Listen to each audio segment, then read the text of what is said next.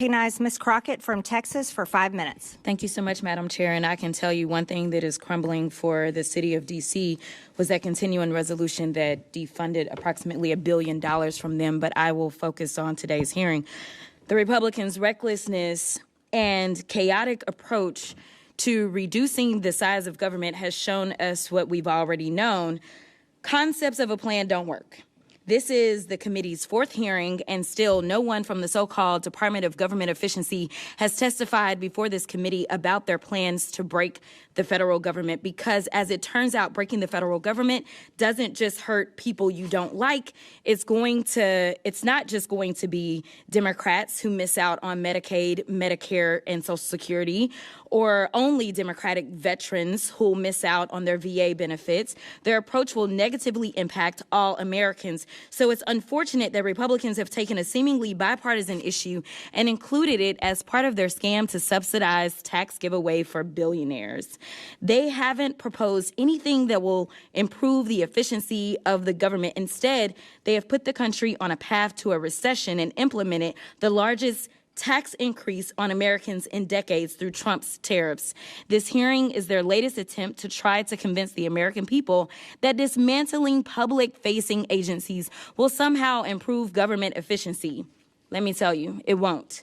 There's nothing efficient about terminating leases for IRS taxpayer assistance centers during tax season, nor dismantling farmer support offices in rural communities while farmers are trying to survive Trump's tariffs. And just like their trade policy, there isn't any logic or strategy behind the Trump administration's reductions in force or accelerated disposal of federally owned property.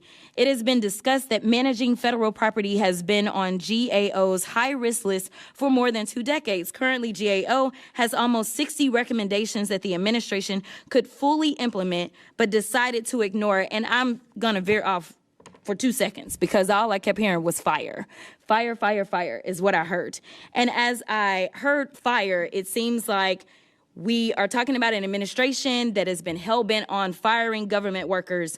They are hell-bent on engaging in fire sales of our government buildings. And while we are at it, they are lighting the Social Security on fire, Medicaid on fire, Medicare on fire, 401ks on fire, Department of Education on fire. And instead, what we need to light on fire are Trump's tariffs. In fact, we could probably go a little bit further and fire this incompetent administration.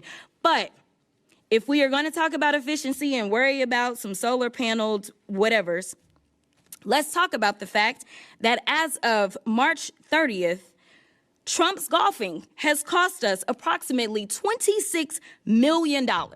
And the last time I checked, we're not getting anything in return for that. So I will get back on my remarks, but I just wanted to point out that maybe we need to talk about the president and his golfing habits. In fact, he decided that he was going to golf as the markets were tanking. He decided he was going to golf instead of receiving 4 heroes who died serving this country. He has decided that he wanted to play games while the rest of us are really trying to make sure that we can serve the American people. So, Mr. Maroney, you were quoted in the New York Times article dated March 17th, stating that it is important for officials to have a plan to generate the most savings and that, quote, all of these moving parts point to the need for some deliberate planning. Did the administration consult with GAO regarding their plans to dispose of hundreds of federally owned buildings? No. In your testimony, you highlight that one of the core issues associated with managing federal property is the lack of reliable data to support decision-making. Is that correct? Yes. Would reducing GSA's workforce by 50% improve data gathering and analysis? I cannot say they're That's perfectly fine. We know that we need experts and not idiots, but Mr. Kendall, we will move on. In your written testimony, you state some of the actions of this administration suggest that the administration is not following a strategy designed to save taxpayer money and that the administration seems to ignore agencies' mission integrity. Why do you think that? In the list you got of 20 seconds. In the list of projects, there were a couple score Social Security offices, IRS, taxpayer service offices, which those agencies, those end user agencies wanted, and yet the administration is canceling those leases. So it does imperil mission accomplishment. Thank you so much. I'll yield back. The gentlelady yields, and